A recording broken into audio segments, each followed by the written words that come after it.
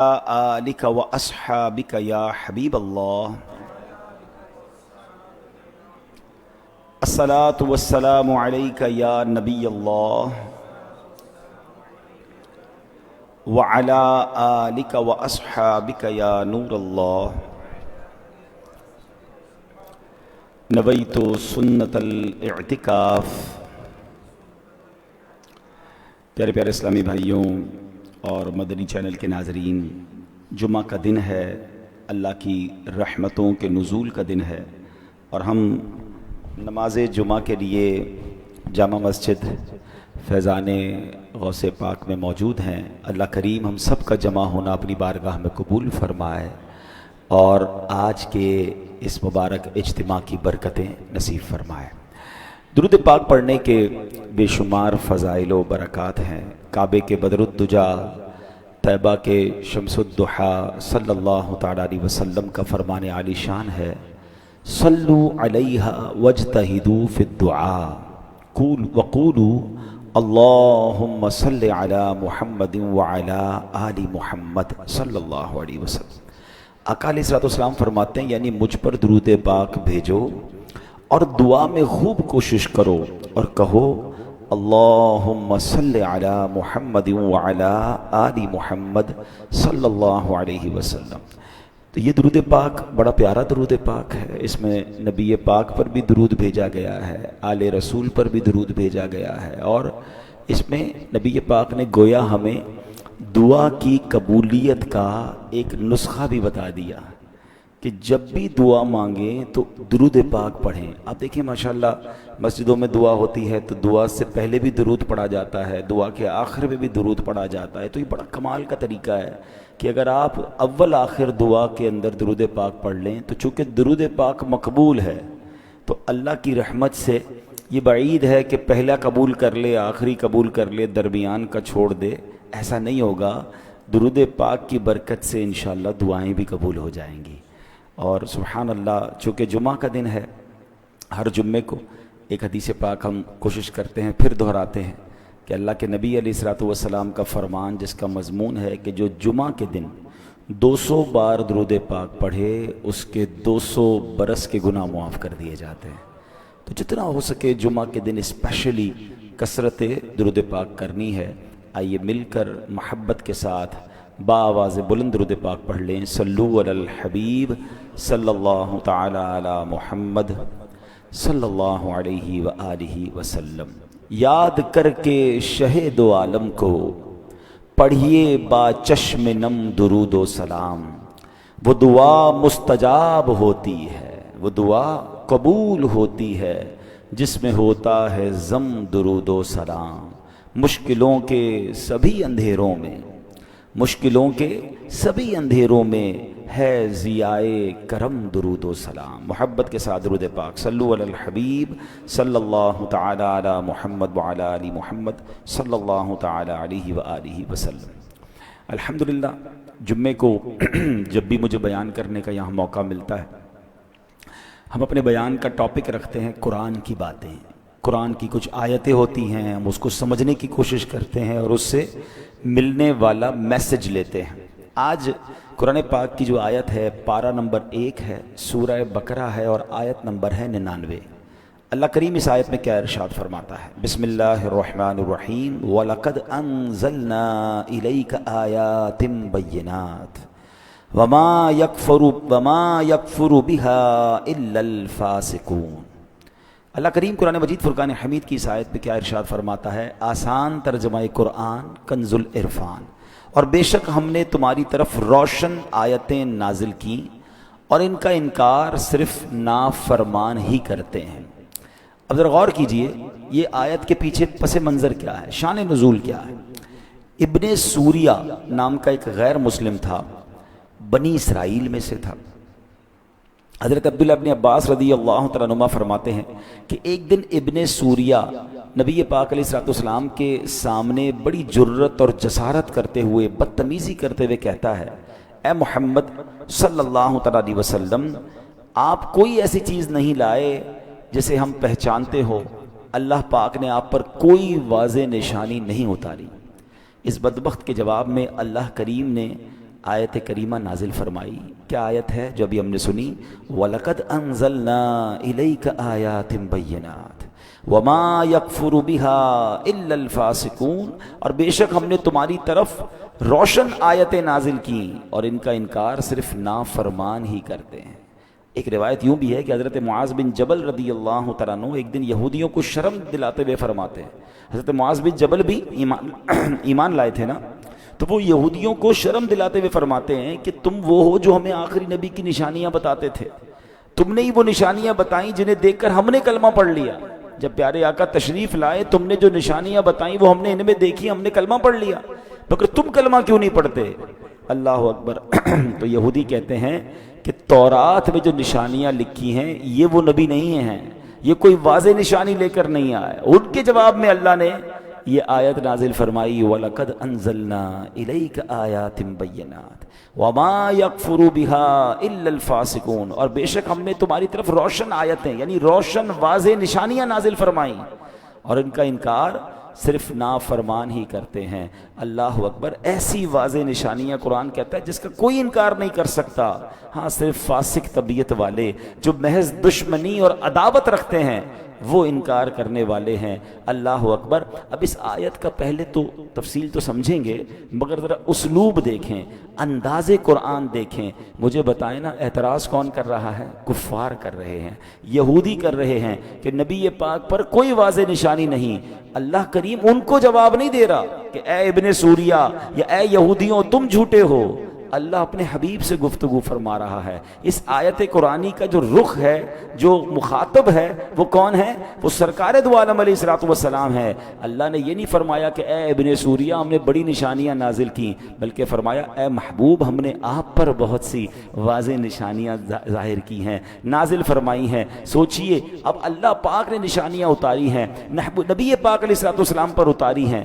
پیارے آقا تو جانتے ہیں کہ میرا ہاتھ بھی معجزہ ہے، میری نگاہ بھی معجزہ ہے. آپ جانتے تھے کہ میری زبان بھی معجزہ ہے، میرے پاکیزہ قدم بھی معجزہ ہیں. مجھے رب کائنات نے سر سے لے کر قدم تک سراپا معجزہ بنا کر بھیجا ہے. جب نبی پاک یہ بھی جانتے کہ پورا قرآن کریم معجزہ ہے، قرآن کریم کی ہر آیت جو ہے وہ کفار کے لیے واضح دلیل ہے، تو پھر جب اللہ پاک نے یہ کیوں فرمایا کہ اے محبوب ہم نے تمہاری طرف روشن آیتیں نازل کی، انکار کوئی اور کر رہا ہے، بتایا اپنے حبیب کو جا رہا ہے جن کو پہلے سے معلوم ہے کہ اللہ نے کتنی واضح نشانیاں مجھے عطا فرمائیں. تو یہ کوسچن تو بنتا ہے نا کہ اعتراض کرنے والا کوئی اور ہے اور بتایا حبیب علیہ الصلوۃ والسلام کو جا رہا ہے. اللہ اکبر. اصل میں یہ بڑی محبت بھری بات ہے. جب غیر مسلم انکار کرتے تھے نا نبی پاک کا اور ان کی نشانیوں کا، تو اب پیارے آقا کے دل پر رنج طاری ہوتا تھا، آپ غمگین ہو جاتے تھے. تو سرکار دو عالم علیہ السلام کا جب دل پاک دکھی ہوتا تو اللہ کریم ابن سوریہ کو جواب دینے کی بجائے کلام اپنے محبوب علیہ الصلوۃ والسلام سے فرما رہا ہے. گویا یہ بتایا جا رہا ہے کہ اے محبوب علیہ الصلوۃ والسلام یہ بدبخت اس لائق نہیں ہیں کہ ان سے بات کی جائے، انہیں منہ لگایا جائے. آپ دل رنجیدہ نہ کریں، یہ جو بدبخت بکواس کر رہے ہیں یہ اپنے بد باطنی کا اظہار کر رہے ہیں. آپ رنجیدہ نہ ہوں، اپنے رب کریم کی عنایتوں کی طرف نظر فرمائیے. اللہ نے تو آپ کو کیا کیا عطا فرمایا ہے. اب بات سمجھ رہے ہیں کہ وہ منہ لگانے کے قابل نہیں، آپ ان کی باتوں پر دل رنجیدہ کیوں کر رہے ہیں؟ اے محبوب تمہارے رب نے تمہیں کتنی واضح نشانیاں عطا فرمائی ہیں. کیا خوبصورت انداز ہے قرآن کا، کیا پیار بھرا انداز ہے. اور یہی بات مولانا حسن رضا خان صاحب اپنے پیارے سے کلام میں لکھتے ہیں. آپ لکھتے ہیں عجب پیاری پیاری ہے صورت کسی کی، عجب پیاری پیاری ہے صورت کسی کی، ہمیں کیا خدا کو ہے الفت کسی کی، کسی کو کسی سے ہوئی ہے نہ ہوگی، خدا کو ہے جتنی محبت کسی کی. اللہ کتنا محبت فرماتا ہے اپنے حبیب علیہ الصلوۃ والسلام سے. اب میرے پیارے اسلامی بھائیوں اس بات کو ایک اور واقعے کے ذریعے سمجھیے. ایک بار محبوب سرکار دو عالم علیہ الصلوۃ والسلام کہیں تشریف فرما تھے، آپ کے جسم اقدس سے خون بہہ رہا تھا. جبریل امین آئے. جبریل امین کون ہیں؟ فرشتوں کے سردار. بھائیوں اب یہاں نبی پاک علیہ الصلوۃ والسلام اور رب کا جو پیار ہے، اللہ کا اپنے حبیب کو دلاسا دینے کا جو انداز ہے، سبحان اللہ. مجھے ایک اور قرآن پاک کی صورت یاد آ رہی ہے. ہوا یہ تھا کہ جبریل امین علیہ الصلوۃ والسلام نبی پاک کے پاس وحی لے کر آتے تھے. تو اب ہوتا یہ تھا کہ کچھ دن تک جبریل امین نہیں آئے، کافی دن گزر گئے. تو کفار مکہ کو یہ پتا چل گیا کہ وحی نہیں آ رہی، تو بدبختوں کو بس موقع چاہیے ہوتا تھا نا، بھائی یہ تو مان لو کہ اللہ کے نبی ہیں، یہ نہیں ماننا، بلکہ اس بات کا اعتراض کرنا ہے کہ اتنے دنوں تک وحی کیوں نہیں آئی۔ تو انہوں نے یہ خبر پھیلا دی کہ معاذ اللہ محمد علیہ الصلوۃ والسلام کے رب نے ان کو چھوڑ دیا ہے، ان سے ڈسٹنس کر لیا ہے، اب کوئی پیغام ہی نہیں آتا، اب فرشتہ ہی نہیں آتا، اس بات کو پھیلانا شروع کیا۔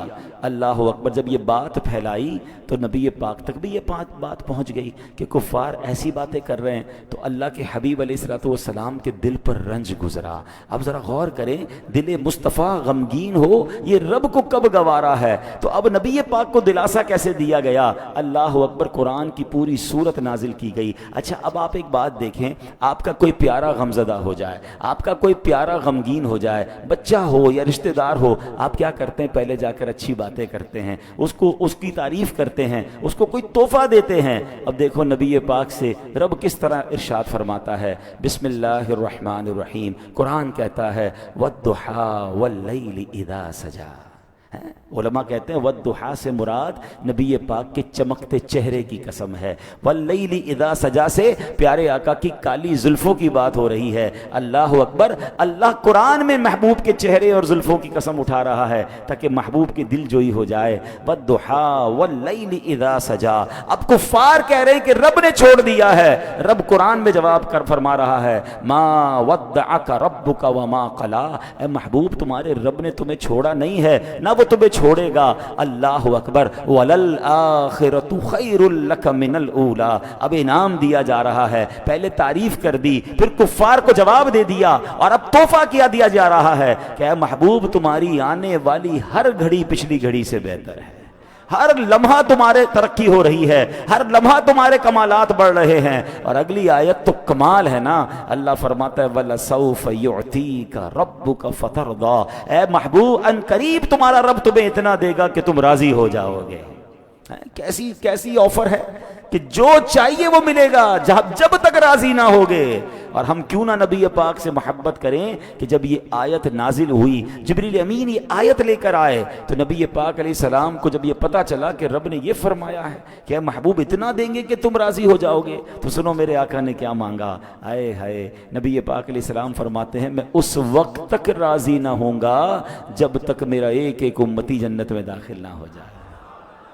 اللہ نے آفر نبی پاک علیہ السلام کو فرمائی ہے، اور مگر آقا کو خیال کس کا ہے؟ اے ہے، اب غور کریں، اعلیٰ حضرت امام اہل سنت فرماتے ہیں نا، جو نہ بھولا ہم غریبوں کو رضا، ہمارے آقا کبھی نہیں بھولے، جو نہ بھولا ہم غریبوں کو رضا، یاد اس کی اپنی عادت کیجئے۔ تو جتنا ہو سکے ہمیں نبی پاک سے محبت کرنی ہے اور اپنی محبتوں کو بڑھانا ہے، ان کی سنتوں پر عمل کرنا ہے۔ ایسے آقا کہ جب یہ آفر ملتی ہے وَلَسَوْفَ يُعْتِيكَ رَبُّكَ فَتَرْضَىٰ، اے محبوب اتنا دیں گے، ان قریب اتنا دیں گے کہ تم راضی ہو جاؤ گے۔ ہمیں کوئی کہے مانگو کیا چاہیے، اتنا دوں گا کہ راضی ہو جاؤ گے۔ کوئی گاڑی مانگے، کوئی بنگلہ مانگے، کوئی نوکری مانگے، کوئی کاروبار مانگے گا، اپنے بچوں کے لیے مانگے گا۔ میرے آقا نے وہاں بھی یاد کیا تو ہم گناہ گاروں کو یاد کیا۔ پھر کیوں نہ ہم ان سے محبت کریں، پھر کیوں نہ ان کا میلاد بنائیں، پھر کیوں نہ ان کا ذکر کریں، پھر کیوں نہ ان کے چرچے بلند کریں۔ اور یہاں بھی نبی پاک کا انکار کفار کر رہے ہیں کہ نشانیاں نہیں ہیں آپ کے پاس، معاذ اللہ، مگر قرآن کہتا ہے محبوب ہم نے تو تم پر بڑی واضح نشانیاں اتاری ہیں، ان کے دل میلے ہیں، یہ دل کالے ہو گئے ہیں، یہ فسق والے ہیں، یہ ایمان والے نہیں، اس لیے ان کو نشانیاں نظر نہیں آ رہی۔ آپ دل چھوٹا نہ کریں، آپ دل میلا نہ کریں۔ اللہ اکبر، کیا خوبصورت انداز سے قرآن اپنے حبیب علیہ الصلوۃ والسلام سے گفتگو فرماتا ہے۔ اب آگے سنیے، اللہ کریم نے دو باتیں فرمائیں، وَلَقَدْ أَنزَلْنَا إِلَيْكَ آيَاتٍ بَيِّنَاتٍ وَمَا يَكْفُرُ بِهَا إِلَّا الْفَاسِقُونَ، اس میں دو باتیں ہیں، اور بے شک ہم نے تمہاری طرف روشن آیتیں نازل کی اور ان کا انکار صرف نافرمان ہی کرتے ہیں۔ اللہ پاک نے محبوب پاک علیہ السلام سے فرمایا، پہلی بات کہ واضح نشانیاں تھیں، ایگزیکٹلی کلیئر نشانیاں تھیں۔ دوسری بات کہ واضح نشانیوں کا جو انکار کرتا ہے نا، وہ فاسق ہوتے ہیں، وہ ایمان والے نہیں ہوتے۔ اب مثال کے طور پہ حضرت جبیر بن مطعم رضی اللہ تعالیٰ عنہ صحابی رسول ہیں، آپ نے فتح مکہ سے پہلے اسلام قبول کیا، مدینہ منورہ میں رہے اور وہیں آپ نے وفات پائی۔ آپ اپنے اسلام قبول کرنے کا واقعہ بیان فرماتے ہیں، کہتے ہیں غزوہ بدر ہوا، غیر مسلم قید ہو گئے تھے، میں ان قیدیوں کے بارے میں نیگوشیشن کرنے کے لیے، بات کرنے کے لیے مکے سے مدینے آیا تھا، یعنی کفار کی طرف سے نمائندہ بن کر کہتے ہیں میں مدینے گیا تھا۔ اب کہتے ہیں جب یہاں پہنچا تو مغرب کا وقت تھا، نبی پاک علیہ الصلوۃ والسلام نماز پڑھا رہے تھے۔ کہتے ہیں میں مسجد کے قریب گیا تو آپ کی تلاوت کی آواز مسجد کے باہر آ رہی تھی، تو آپ نے اس وقت سورہ والطور کی تلاوت فرمائی۔ ابھی میں قرآن پاک سن رہا تھا، اللہ اکبر، ذرا غور کریں، قرآن کلام کس کا ہے؟ اللہ کا، رحمان کا کلام ہے عز و جل، اور زبان سے کس کی ادا ہو رہا ہے؟ محبوب رحمان عز و جل۔ اب ذرا غور کریں کہ وہ کیسا منظر ہوگا کہ اللہ کے حبیب قرآن پڑھ رہے ہوں، اللہ کا کلام پڑھ رہے ہوں۔ کہتے وہ آواز مجھے باہر آئی، ایسی آواز تھی میرے دل میں اترنے لگ گئی، اور اب وہ آیت تلاوت کی نبی پاک نے، ان عذاب ربک لواقع ما لہ من دافع۔ کہتے ہیں اس کا ترجمہ کیا ہے؟ بے شک تیرے رب کا عذاب ضرور واقع ہونے والا ہے، اسے کوئی ٹالنے والا نہیں۔ وہ کہتے ہیں ان آیات کو سن کر تو میرا دل ایسے ہو گیا کہ پھٹ جائے گا، اتنا مجھ پر خوف طاری ہو گیا، مجھے یوں لگ رہا تھا کہ میں یہاں سے قدم بھی نہیں اٹھا سکوں گا اور مجھ پر عذاب نازل ہو جائے گا۔ بس میں نے اسی وقت کلمہ پڑھا اور مسلمان ہو گیا۔ دل صاف ہو تو قرآن کی ایک ایک آیت اثر کرتی ہے۔ کہتے ہیں ایسی نشانی کہ ایک آیت، دو آیتیں سنی تو دل بدل گیا۔ قرآن ایسا اثر رکھتا ہے، ارے دل پاک ہو تو قرآن اس طرح جا کر سبحان اللہ دلوں کو بدل دیتا ہے۔ فارسی کا شعر ہے نا، آن کتاب زندہ قرآن حکیم، آن کتاب زندہ قرآن حکیم، حکمت اولا یزال است و قدیم، یعنی قرآن مجید زندہ و جاوید کتاب ہے، اس میں بیان کی گئی تعلیمات قیامت تک کے تمام مسائل کے حل کے لیے کافی ہیں اور بہتر بھی ہیں۔ سبحان اللہ، آج بھی جس کا دل نرم ہو، دل میں کچھ پاکیزگی ہو، آپ دیکھیں جب امام صاحب تلاوت کرتے ہیں، کوئی اچھے قاری صاحب تلاوت کرنے والے مل جائیں، قرآن سمجھ نہیں آتا مگر آنسو نکلنا شروع ہو جاتے ہیں، دل لرزنا شروع ہو جاتا ہے۔ رحمت کی باتیں ہوں، کبھی کبھی سورہ رحمان سنتے ہیں، حالانکہ ہر آیت کا مطلب سمجھ نہیں آتا، مگر جب فَبِأَيِّ آلَاءِ رَبِّكُمَا تُكَذِّبَانِ کانوں سے ٹکراتا ہے تو اللہ کی رحمت کا تصور بن جاتا ہے۔ اللہ اکبر، کبھی آنسو بہ رہے ہوتے ہیں، کبھی اپنے گناہ یاد آتے ہیں۔ ارے کون سی کتاب ہے دنیا میں ایسی کہ جو سمجھ نہیں آتی مگر دل پر اثر کرتی ہے، جو دل سے کنیکٹ ہو جاتی ہے؟ میں نے کئی بار بیانات میں یہ بات کی ہے کہ دنیا میں بہت ساری کتابیں آپ نے پڑھی ہوں گی، کئی لوگ بڑے شوقین ہوتے ہیں کتابوں کے، گھر میں لائبریری ہوتی ہے، کتابیں رکھتے ہیں، اچھی بات ہے، کتابیں، اچھی کتابیں پڑھنی چاہیے، مگر آپ کی جو فیورٹ کتاب ہو، بتائیں نا کتنی بار پڑھ لیں گے آپ کہیں گے میں 2 بار پڑھ چکا ہوں اس کتاب کو، بہت پسند ہے 3 بار۔ آپ کو کوئی کہے یار 10-12 بار پڑھو نا، آپ کہیں گے کیا یار بور ہو جاتے ہیں، 3 بار پڑھ لی، سب سمجھ آ گیا جو کتاب میں تھا، اب کتنی بار پڑھنی ہے؟ اٹ مینس آپ کی فیورٹ کتاب بھی آپ 3-4 بار سے زیادہ نہیں پڑھ سکتے۔ اللہ اکبر، قرآن 1000 بار پڑھیں، ہر بار نیا لطف دیتا ہے۔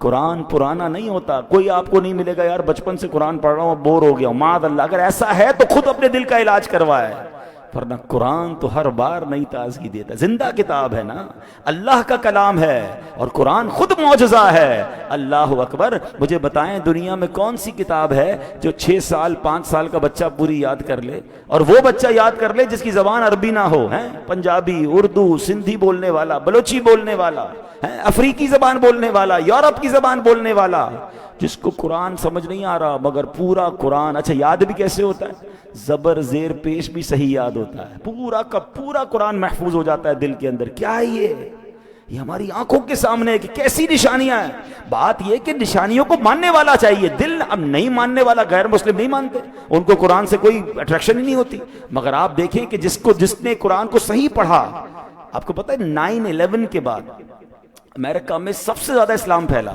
کیوں؟ کیونکہ بہت پروپیگنڈا ہوا اسلام کے خلاف، تو لوگوں نے قرآن پڑھنا شروع کیا کہ قرآن میں کیا کیا لکھا ہے جو مسلمان ایسا کرتے ہیں، اتنی بری باتیں بتاتے ہیں ان کے بارے میں۔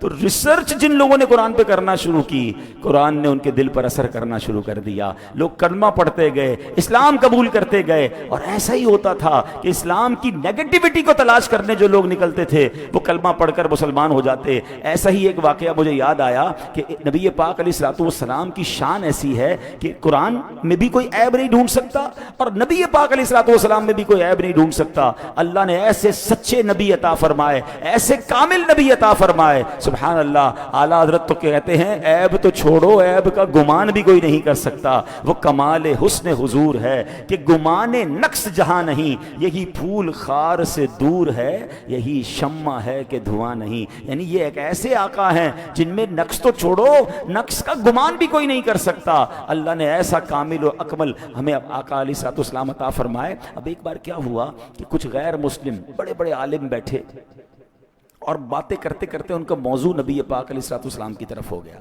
کہ پیارے آقا علیہ الصلوۃ والسلام کے بارے میں بات کر رہے تھے. سب غیر مسلم تھے, اچھی باتیں تو نہیں کرنی تھی انہوں نے, کوئی عیب ڈھونڈتے ہیں معاذ اللہ, کوئی غلط بات کرنا سچاتے ہیں. اب بات شروع ہوئی تو کسی نے معاذ اللہ برائی کے طور پر بیان کیا کہ نبی پاک علیہ السلام نے, یعنی مسلمانوں کے نبی نے تو 11 نکاح کیے. اس کو عیب سمجھ کر بیان کر رہے تھے. سب ان گستاخیوں میں اپنا اپنا حصہ ملا رہے تھے, معاذ اللہ برا بھلا کہہ رہے تھے. ایک اور غیر مسلم بیٹھا تھا, خاموش بیٹھا تھا کہ تم بھی تو کچھ کہو اس بارے میں. تو کہتا ہے کہ میں تمہاری باتیں سن کر اب اس بات کے نتیجے پہ پہنچا ہوں, اسلام تو سچا دین ہے, محمد علیہ الصلوۃ والسلام واقعی سچے رسول ہیں, میں کلمہ پڑھ کر مسلمان ہو رہا ہوں. کہہ رہے عجیب بات کر رہے ہو, ہم ان کے خلاف بات کر رہے ہیں, ہم ان کے عیب معاذ اللہ تلاش کر رہے ہیں, ان کے بارے میں بری باتیں کر رہے ہیں, اور تم ہماری باتیں سن کر مسلمان ہونے کی بات کر رہے ہو. تو کہتا ہے میں نے تمہاری برائیاں جو تم کرنے کی کوشش کر رہے ہو اس پہ میں نے غور سے سنا. تم کہتے ہو کہ محمد علیہ الصلوۃ والسلام نے 25 سال کی عمر میں پہلا نکاح کیا, وہ بھی ایک بیوہ خاتون سے کیا, پھر باقی نکاح آپ نے 40 سال کی عمر کے بعد کیے. ذرا سوچو تو صحیح 25 سال کی عمر کیسی ہوتی ہے. جوانی کے 17-18 سال سے لے کر 25 سال تک انسان پر شہوات کتنا حملہ کرتی ہیں. مکے کا ایک خوبرو نوجوان ہے, بہترین صفات کا حامل ہے, اللہ اکبر, کتنا کردار پاکیزہ تھا کہ عرب کے اس بے حیائی والے دور میں ان کے کردار پر کوئی اثر نہ ہوا, اور نفسانی خواہشات سے دور بے داغ جوانی گزاری. ایسا تو کوئی سچا نبی ہی کر سکتا ہے. لہٰذا میں مانتا ہوں کہ وہ اللہ کے سچے نبی ہیں, کلمہ پڑھ کر مسلمان ہو گئے ہیں. تلاش کرنے گئے تھے عیب, مگر عیب تو ملنا نہیں تھا. سبحان اللہ. نبی پاک کی شان کا ایک اور پہلو ان کے سامنے, کیونکہ دل جس کا پاکیزہ ہو, یہ اللہ نے جس کو ہدایت دینی ہوتی ہے نا, اللہ اس بات پر اس کے لیے راستے کھول دیتا ہے. اور میں نے جیسے کہا کہ اسلام کو نیگیٹولی پڑھنے کے لیے, اسلام کی معاذ اللہ برائی تلاش کرنے کے لیے قرآن پڑھنا شروع کیا لوگوں نے. مگر آپ انگریزوں کے اور غیر مسلموں کے بہت سارے واقعات آپ کو انٹرنیٹ پر مل جائیں گے کہ جنہوں نے کلمہ پڑھا وہ کہتے ہیں ہم تو اسلام پر ریسرچ کر رہے تھے کہ دیکھیں کتنا برا مذہب ہے, مگر جیسے جیسے ڈیپ ڈاؤن جاتے رہے, جیسے جیسے ریسرچ کرتے رہے, ہمارے سامنے اسلام کی خوبیاں آتی گئیں. تو اللہ نے اپنے حبیب کو واضح نشانی عطا فرمائی. نظر آنے والی بات ہے. وہ شاعر کہتے ہیں نا, آنکھ والا تیرے جوبن کا تماشا دیکھے. آنکھ ہو تو تماشا جوبن دیکھے گا نا. آنکھ والا تیرے جوبن کا تماشا دیکھے, دید اے کور کو کیا آئے نظر کیا دیکھے. ارے جس کی آنکھیں ہی نہیں ہیں اس اندھے کو کیا نظر آنا ہے. تو اللہ پاک ہمیں نور والی آنکھیں عطا فرمائے, روشن دل عطا فرمائے, اسلام پر سچا یقین نصیب فرمائے, اور نبی پاک سے محبت نصیب فرمائے. نشانیوں کی بات ہو رہی ہے تو مجھے حضرت عباس رضی اللہ تعالیٰ عنہ کا واقعہ یاد آیا. آپ نبی پاک علیہ السلام کے چچا ہیں, ٹھیک ہے, اور آپ بہت بعد میں ایمان لائے. جب ایمان لائے نا تو آپ ایمان لا کر اپنا واقعہ خود بیان کرتے ہیں. کیسی نشانیاں تھی دیکھو, جس کو کلک کرنی ہوتی ہے اس کو کلک ہو جاتی. کہتے حضور جو میں ایمان لایا ہوں نا, اس کی ایک وجہ یہ ہے کہ میں نے آپ کو بچپن میں دیکھا تھا, آپ جھولے میں تھے. نبی پاک علیہ السلام سے چچا, ان کے چچا بات کر رہے ہیں کہ آپ جھولے میں جب تھے تو میں دیکھتا تھا کہ آپ جس طرف اشارہ کرتے تھے نا چاند اس طرف چلے جاتا تھا. اب یہ بڑی کمال کی بات ہے. میں یہاں ایک تھوڑی سی مسکرانے والی بات بھی کر دوں جو آپ کو ریلیٹ کرے گی. مثال کے طور پر آپ سے یا مجھ سے کبھی کبھی ہمارے چچا, تایا, دادا جان جو بزرگ گھر میں ہوتے ہیں وہ کبھی کبھی آتے ہیں یا ملتے ہیں ہم ان سے, تو وہ ہمارے بچپن کی کوئی بات بتاتے ہیں کہ بیٹا تم بچپن میں یہ کرتے تھے. اچھا ہمیں تو نہیں پتا ہم کیا کرتے تھے, 2 سال 4 سال کی عمر میں تو کچھ بھی یاد نہیں ہوتا ہے. اچھا بعض اوقات تو ہماری شرارتیں بھی بتاتے ہیں, ہمیں شرم بھی آتی ہے, لیکن اب ہم کچھ کہہ تو نہیں سکتے, وہ جو کہہ رہے ہیں ٹھیک کہہ رہے ہیں, ہمیں کیا پتا. نبی پاک علیہ السلام سے حضرت عباس نے کیا کہا کہ حضور میں نے آپ کو دیکھا تھا کہ آپ جب جھولے میں ہوتے تھے جدھر اشارہ فرماتے چاند ادھر مڑ جاتا تھا. پیارے آقا علیہ السلام نے یہ نہیں فرمایا کہ چچا جان مجھے کیا پتا کہ میں بچپن میں کیا کرتا تھا. سبحان اللہ. پیارے آقا کا جواب سنیں. سرکار دو عالم علیہ السلام فرماتے جی میرے چچا جان, میں چاند سے باتیں کرتا تھا, چاند مجھ سے باتیں کرتا تھا. میں چاند کی اللہ کی بارگاہ میں سجدے کی آواز کو بھی سنتا تھا. بچپن میں سماعت کا عالم یہ ہے، بچپن میں طاقت کا عالم یہ ہے کہ اشارہ فرمائیں تو چاند اس طرف مڑ جائے، تو پھر جوانی اور آگے عروج کا عالم کیا ہوگا۔ سبحان اللہ، اعلیٰ حضرت لکھتے ہیں نا، چاند جھک جاتا جدھر انگلی اٹھاتے مہد میں، مہد کہتے ہیں جھولے کو، چاند جھک جاتا جدھر انگلی اٹھاتے مہد میں، کیا ہی چلتا تھا اشاروں پر کھلونا نور کا۔ اللہ اکبر۔ بچپن میں ہم کھلونا اپنے بچوں کو دیتے ہیں، اور اللہ کے حبیب کی شان دیکھیں کہ ان کا کھلونا کون سا ہے، وہ نور کا کھلونا چاند ہے کہ جہاں اشارہ فرماتے۔ لیکن بات چل رہی ہے کہ اللہ نے اپنے حبیب علیہ الصلوۃ والسلام کو کیسی کیسی نشانیاں عطا فرمائیں۔ وہ پنجابی شاعر کہتا ہے نا، کی نہ کیتا یار نیک یار واسطے رب محفلاں سجائیاں نے سرکار واسطے، دل یاد لئی بنایا اے تعریف لئی زبان، اکھیاں بڑائیاں سونے دے دیدار واسطے۔ اب یہاں اللہ اپنے حبیب سے کتنی محبت فرما رہا ہے، یہ تو اس شاعر نے بیان کیا، مگر ایک میسج ہمیں بھی دے دیا کہ دل کس لیے بنایا ہے؟ دل یاد لئی بنایا۔ یہ دل اللہ نے اپنے اور اپنے حبیب علیہ السلام کی یاد کے لیے بنایا ہے۔ تعریف لئی زبان، اللہ نے اپنے اور اپنے رسول کی تعریف کے لیے زبان بنائی ہے، اور اکھیاں بنائیاں سونے دے دیدار واسطے۔ یہ دل اور دماغ اور یہ چیزیں کس لیے دی ہیں؟ برے کام کرنے کے لیے۔ ایک طرف تو تمنا کرتے ہیں کہ سینہ بنے مدینہ، بڑی اچھی بات ہے، مگر اس سینے میں تکبر بھی تو ہے۔ جس کے سینے میں تکبر ہے، جس کے سینے میں بغض ہے، جس کے سینے میں برائیاں ہیں، وہ کیسے تمنا کرتا ہے کہ سینہ مدینہ بن جائے؟ پہلے صاف تو کرے۔ زبان گندی باتیں کرتے ہوئے تھکتی نہیں ہے، غیبت کرتے ہوئے، جھوٹ بولتے ہوئے تکلیف پہنچا رہے ہیں، نہیں، تعریف کے لیے زبان بنائی ہے۔ تلاوت کریں نا، اللہ کا ذکر کریں، درود پاک پڑھیں، اچھی باتیں کریں۔ ذکر الہی کی بڑی قسمیں ہیں۔ ایک قسم تو یہ کہ اللہ اللہ کر رہے ہیں، سبحان اللہ پڑھ رہے ہیں، الحمدللہ، یہ بھی ذکر ہے، لیکن اللہ کے پیاروں کا ذکر بھی اللہ کا ذکر ہے۔ اللہ کے بندوں کو اللہ کی طرف بلانا، یہ بھی اللہ کا ذکر ہے۔ تو یہ زبان کا ذکر یہ کریں نا۔ اور آنکھیں کیوں بنائی ہیں؟ سب چاہتے ہیں کہ مدینہ دیکھیں، سب چاہتے ہیں اللہ کرے کبھی کرم ہو جائے کہ محبوب پاک کا دیدار نصیب ہو جائے، مگر بتائیں نا، جن آنکھوں سے اتنی بری چیزیں دیکھی ہیں، ان آنکھوں سے پھر نبی پاک کا دیدار کیسے کریں گے؟ ہم کبھی اپنے گھر میں کوئی مہمان کو بلائیں، کسی بڑے عالم کو بلائیں، کسی بڑی شخصیت کو بلائیں، اور گھر میں گندگی پھیلی ہو تو کیا کہیں گے؟ نہیں نہیں یار، ابھی مت بلائیں، پہلے صاف تو کر لوں، ناپاکی ہوئی ہوئی ہے، پاک کر لو بھائی، بڑے معزز مہمان آ رہے ہیں۔ گھر میں کبھی گندگی ہو تو مہمان کو نہیں بلاتے۔ آنکھوں اور دل میں گندگی بھری ہے تو آقا کو کیسے بلاؤ گے؟ بتائیں نا، کتنی عجیب بات ہے۔ تمنا سب کے دل میں ہے کہ محبوب پاک کا دیدار ہو، گنبد خضرا کو دیکھوں، سنہری جالیوں کو دیکھوں، کعبے کا دیدار کروں، مگر آنکھیں تو صاف رکھے نا، آنکھیں پاک تو رکھے نا۔ گندی جگہ پر تو آپ اچھے لوگوں کو نہیں بلاتے، اور آپ اتنی پیاری تمنا رکھ کے بیٹھے ہیں تو دل بھی گندگی سے بھرا ہے، زبان بھی بری باتوں سے بھری ہے، آنکھیں بھی بھری ہوئی ہیں۔ نہیں، اللہ مجھے اور آپ کو اپنے دل و دماغ کو پاک کرنے والا بنا دے۔ آنکھوں کی صفائی پتہ ہے کیسے ہوتی ہے؟ ندامت کے آنسو، پانی ڈال دیں نا گھر صاف کرنے کے لیے، یار گندگی ہے صاف کر لو۔ آنکھوں کی پاکی کیسے ہوگی؟ ندامت کے اگر آنسو بہ جائیں، اللہ کی بارگاہ میں بندہ توبہ کے آنسو بہا لے تو پھر یہ آنکھیں پاک ہو سکتی ہیں۔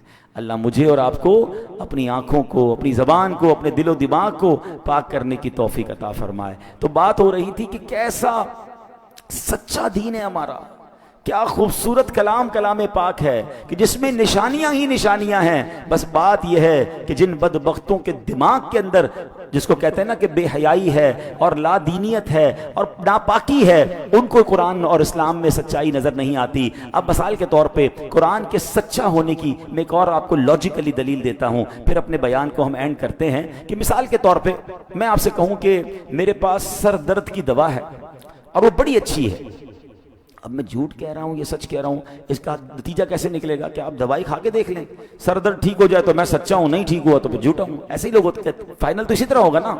اب سنیے، اسلام سچا دین ہے اور اس کی واضح نشانی یہ ہے کہ اسلام جو کہتا ہے ویسا ہی ہوتا ہے۔ مثال کے طور پہ قرآن نے کہا نماز برائیوں کو روکتی ہے، ٹھیک ہے آج بھی روک رہی ہے. آپ 5 وقت صحیح نماز پڑھنے والے کو دیکھ لیں اور ایک بھی نماز نہ پڑھنے والے کو دیکھیں, عموماً میجورٹی آپ کو دونوں میں بہت فرق آئے گا کہ جو پراپر 5 وقت نماز پڑھنے والا ہے وہ بہت ساری برائیوں سے روک رہا ہوگا, کیونکہ نماز اسے برائیوں سے روک رہی ہے. تو قرآن نے کہا نماز برائیوں سے روکتی ہے, آپ اپنی آنکھوں سے نتیجہ دیکھ لیں. اسی طرح اسلام کہتا ہے سود معاشیات کو تباہ کر دیتا ہے, سود جہاں ہوگا وہاں کی معیشت تباہ ہو جائے گی. اب آپ دیکھ لیجئے سودی لین دین سے معاشرے میں بحران پیدا ہو جاتا ہے. جو لوگ سودی کاروبار کرتے ہیں ہم نے ان کے گھر بکتے دیکھے, فیکٹریاں بکتے دیکھی, تباہی آتے دیکھی. قرآن نے کہا, اسلام نے کہا, نتیجہ ہمارے سامنے ہے. جو قرآن کہتا ہے, جو اسلام بتاتا ہے, نتیجہ اپنی آنکھوں سے دیکھ لیں. اسی طرح اسلام کہتا ہے تم اللہ پاک کے فرما بردار ہو جاؤ, تمہیں دنیا اور آخرت میں بلندیاں عطا کر دی جائیں گی. اب اس کی مثال دیکھ لیں, جو قرون اولا ہے, صحابہ کا دور ہے, تابعین کا دور ہے. ارے سبحان اللہ, 10 سال نہیں گزرے تھے مگر وقت کی سپر پاور اس وقت روم اور ایران جو تھے وہ مسلمانوں کے قدموں کے نیچے تھے اور وہاں اسلامی سلطنت قائم ہو گئی. کیوں؟ اسلام پر عمل کیا, قرآن پر عمل کیا, اللہ نے عروج عطا فرمایا. حضرت عمر بن عبدالعزیز کا صرف 2.5 سال کی حکومت کا دور تھا. بتائیں 2.5 سال میں اتنا بڑا انقلاب کون لا سکتا ہے؟ معیشت وہاں پہنچ چکی تھی کہ لوگ زکوٰۃ لے کر نکلتے تھے, زکوٰۃ لینے والا کوئی نہیں ہوتا تھا. زکوٰۃ دینا چاہتے تھے, زکوٰۃ لینے والا کوئی نہیں ہوتا تھا. ہر طرف معاشی طور پر اور اس طرح امن و سکون اور کاروبار بڑھ چکا تھا. کیا ہوا تھا؟ قرآن پر عمل کیا, سنت پر عمل کیا, شریعت پر عمل کیا. آج بھی اگر مسلمان 100% قرآن اور شریعت پر عمل کرنا شروع کر دیں, ترقی سے کوئی نہیں روک سکتا. پرابلم یہ ہے کہ اسلام نے جو باتیں کی, قرآن نے جو باتیں ہم تک پہنچائیں, ہم عمل کرنے والے بن جائیں, نتیجہ خود سامنے آنے لگ جائے گا. اے میرے پیارے اسلامی بھائیوں, اب آخری بات سن لیجئے. اسلام کی حقانیت پر بات ہو رہی ہے. آج سائنس کا دور ہے. الٹرا ساؤنڈ کی مشین اس وقت جب ایجاد نہیں ہوئی تھی, سائنسدان ابھی تحقیق کر رہے تھے کہ ماں کے پیٹ میں بچہ بنتا کیسے ہے, اور جناب بیٹا ہے یا بیٹی ہے کسی طرح ہم اس کو پہچان لیں. امریکہ کا ایک ڈاکٹر تھا مارشل جانسن, وہ بھی اس تحقیق کی ٹیم میں شامل تھا. ایک مرتبہ اس کی ایک مسلمان سے ملاقات ہوئی. ملاقات کے دوران مسلمان نے قرآن مجید کی ایک آیت سنائی, وَقَدْ خَلَقَكُمْ أَطْوَارًا, ترجمہ حالانکہ اس نے تمہیں کئی حالتوں سے گزار کر بنایا. ڈاکٹر جانسن کرسی پر بیٹھا تھا, جب اس نے آیت سنی کھڑا ہو گیا, کہتے ناممکن ہے, قرآن میں ایسی آیت نہیں ہو سکتی. مسلمان نے اسے وہ آیت دکھائی اور مزید آیتیں دکھائیں جس میں اللہ نے انسان کی تخلیق کے مرحلے بیان کیے کہ ماں کے پیٹ میں بچہ کس کس طور پہ آگے بڑھتا ہے. وہ سنتا گیا اور پھر کہتا ہے یا تو تمہارے نبی محمد صلی اللہ علیہ وسلم کے پاس الٹرا ساؤنڈ کی مشین تھی, وہ پہلے الٹرا ساؤنڈ لگاتے تھے اور پیٹ میں ماں کے یہاں بچہ کیسے بنتا ہے, پھر یہ آیتیں انہوں نے لکھی ہیں. اور اگر 1400 سال پہلے تو پاسبل نہیں ہے مشین ہوگی, تو میں اس بات کو مانتا ہوں کہ وہ اللہ کے سچے نبی ہیں. قرآن اللہ کی کتاب ہے, یہ کلام اللہ ہے. انسان کو تو آج پتا چلا ہے, تمہارا قرآن 1400 سال پہلے بتا رہا ہے کہ بچہ کس طرح ماں کے پیٹ میں بڑھ رہا ہے. تو ایسی ایسی دلیلیں ہیں کہ جو جتنا قرآن میں ڈیپ ڈاؤن جاتا ہے, جتنا ریسرچ کرتا ہے, جتنا سمجھتا ہے, اس کے سامنے اللہ کی قدرت کی سبحان اللہ شانیں ظاہر ہو جاتی ہیں. مگر بات یہ ہے کہ دل پاک ہو, دل صاف ہو, یا اللہ نے ہدایت دینی ہو تو اللہ ہدایت دے دیتا ہے. اللہ مجھے اور آپ کو قرآن پر, اسلام پر سچا یقین بھی نصیب فرمائے اور اس کی تعلیمات عمل کرنے کی توفیق عطا فرمائے. اے میرے پیارے اسلامی بھائیوں, ہر جمعے کو جو ہم بیان کرتے ہیں اس میں جو قرآن کی آیتیں بیان کرتے ہیں اس کی ایک وجہ بھی یہ ہوتی ہے کہ ہم قرآن سے محبت کریں, خود بھی تلاوت کریں, ترجمہ اور تفسیر پڑھیں, اپنے بچوں کو بھی پڑھائیں تاکہ ہمارے دل بھی نور قرآن سے منور ہو جائیں. اللہ پاک عمل کرنے کی توفیق عطا فرمائے. آمین.